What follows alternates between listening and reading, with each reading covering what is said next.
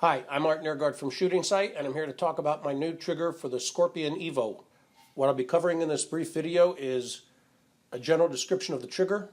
I will go over what is included in the package that you're going to get, and I will go over a brief demonstration on install.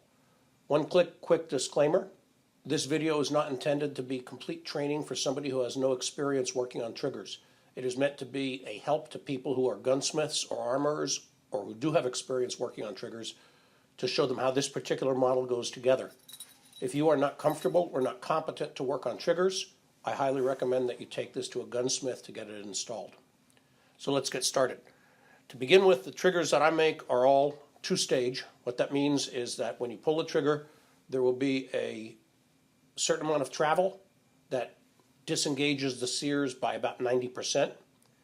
Then you hit a bump, and then you have to pull harder to pull through that bump, but from that bump to the time the hammer releases is a very, very short distance. So it's sort of like take up, bump, and then almost instant release after that bump. This allows you to get your aim rough, pull up to the bump, get your aim refined, and then make the last little movement to get the hammer to drop without upsetting your aim. You can pull through the whole thing very quickly, so it doesn't hinder you in speed shooting in any way, but it helps you be precise when you need to. My other design philosophy is that all of my components are made out of CNC machine tool steel, which has been through hardened, it's been polished and nickel boron coated. The benefit of the CNC machining tool steel is it's rolled plate steel, it's not cast steel. I never use cast parts in any of my triggers. The ultimate tensile strength of rolled plate steel is slightly higher than cast. I've done other videos where I've gone into the details and the crystallography and explanation of why, but it's a superior grade of steel.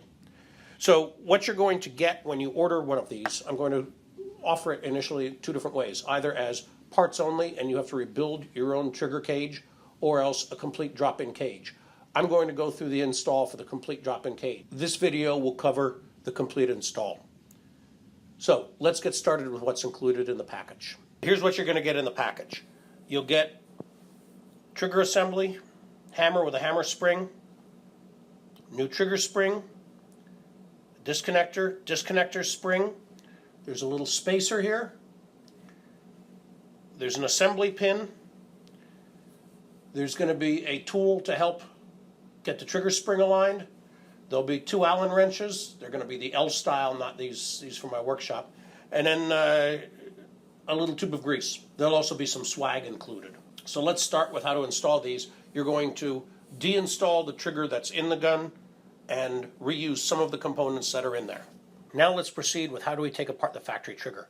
First, after making sure the rifle is unloaded, you strip the lower off the rifle. First thing to do is you want to put the safety in the fire position, and when you do, you'll see there's a groove here on both sides in the receiver, and if you look down that groove, you'll see that there's a little set screw down in that holds on the receiver selector. That set screw is 1.5 millimeters, although a 1/16 inch Allen fits it nicely. What you want to do is unscrew that set screw. They use thread locker, so it might be a little tough if it's the first time you're taking it apart. Your selector lever will now lift off. We'll put that to the side. I'm going to put these ones over here. Boom, boom. Now you simply push on the safety, and it pops all the way through and comes out the bottom of the left side of the gun. Set that aside. Next thing we're going to do is take our 3 millimeter Allen. It goes up through this hole in the bottom of the trigger guard,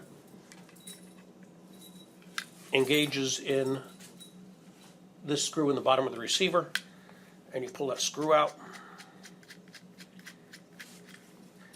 There you go. Put that to the side. Now you're done. Now you can simply maneuver the entire cage out of the receiver. So we'll put the receiver off to the side. Okay, now to disassemble the cage, first thing you're going to want to do is bring the hammer forward. So go ahead and pull the trigger, hang on to the hammer so it doesn't snap forward and bang into something. Next thing is you're going to take out the hammer pivot pin. There you can just use your 3 millimeter wrench and you just push the pin all the way through. Take the hammer out, take the spring out. At this point, the firing pin safety will come out. We're going to reuse the firing pin safety. We're going to reuse the hammer pin. We will not reuse the hammer or the spring. Next thing is push out your trigger pin.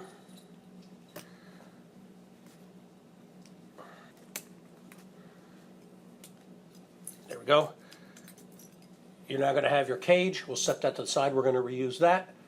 You've got your trigger pin. Set that to the side. We're going to reuse that. You do not need your trigger spring. You do not need the spacer or the disconnector. On the trigger, there's a spring in there. That gets put to the side. You're not going to use it.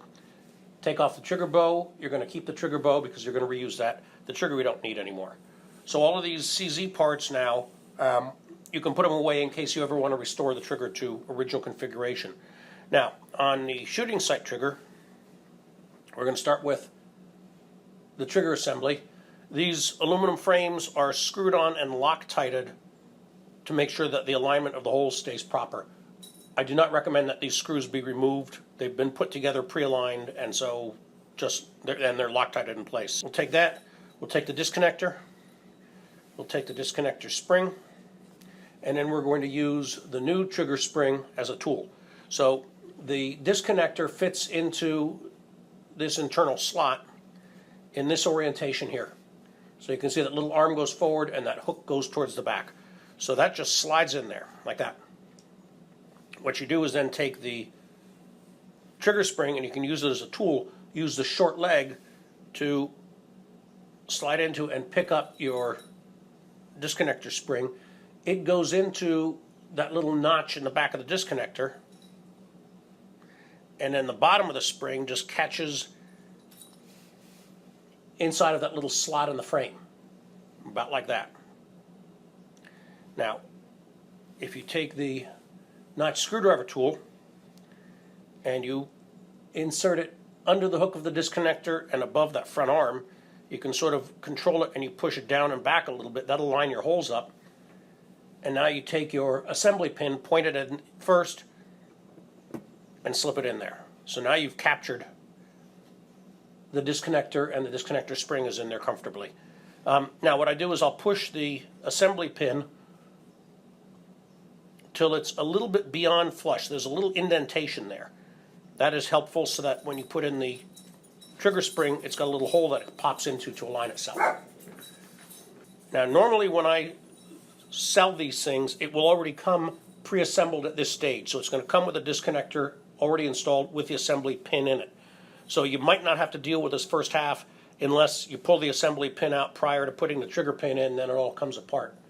So now that you've gotten this far, what we're going to do is we take the trigger spring, it goes over the protruding tip of the assembly pin with the long leg against the aluminum housing.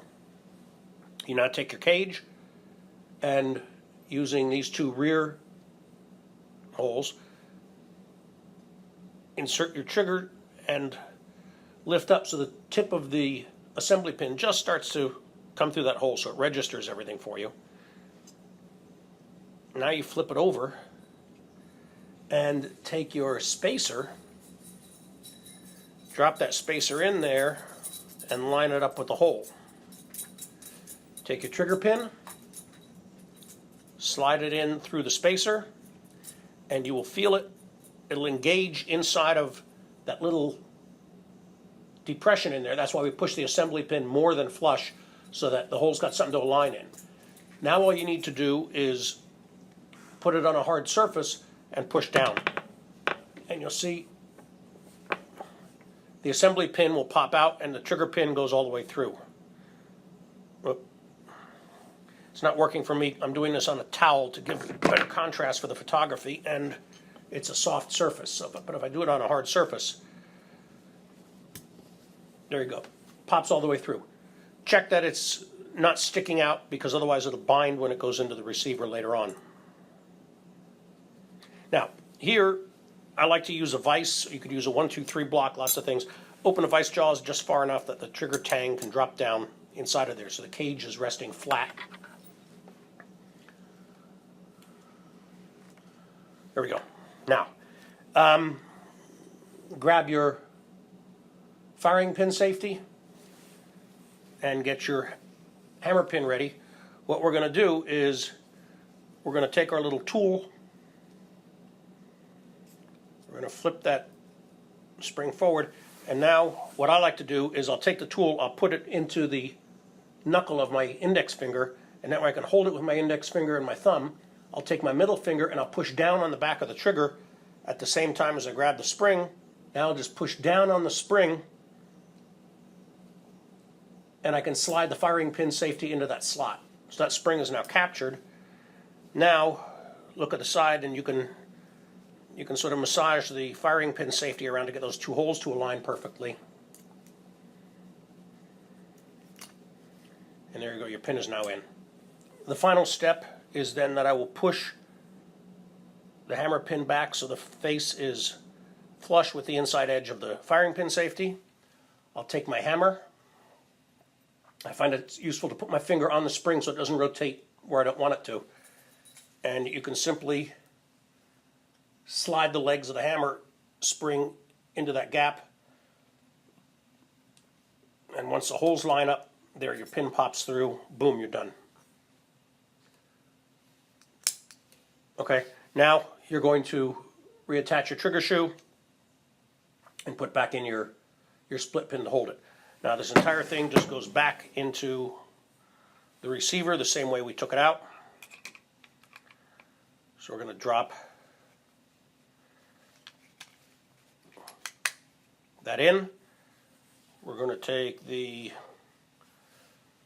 hex screw that we took out, it goes back in there. We will take our safety, it goes in from the left side, it goes all the way through. You'll be able to see there's a couple of notches and there's a little pin that sticks out the bottom that has to go in that groove. So you sort of line them up and you just push from the underside, and sometimes it pops in beautifully, sometimes you need to cuss a little bit, but it'll pop in eventually. Once you're that far, your selector lever goes on and your set screw goes back in.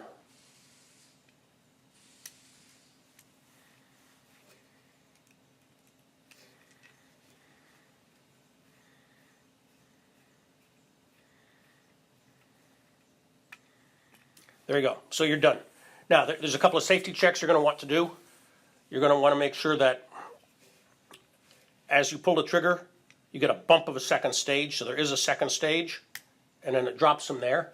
You're going to want to verify that the disconnector works by holding the trigger to the rear and cocking it with the trigger held to the rear to make sure that the disconnector grabs the hammer.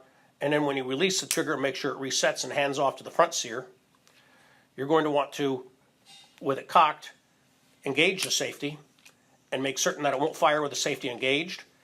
You're going to want to take the safety off and make sure that it doesn't somehow drop the hammer when the safety is removed. That's it. I would install this in a gun and I would repeat those safety checks after it's in the gun, and you should be good to go. Thank you for watching.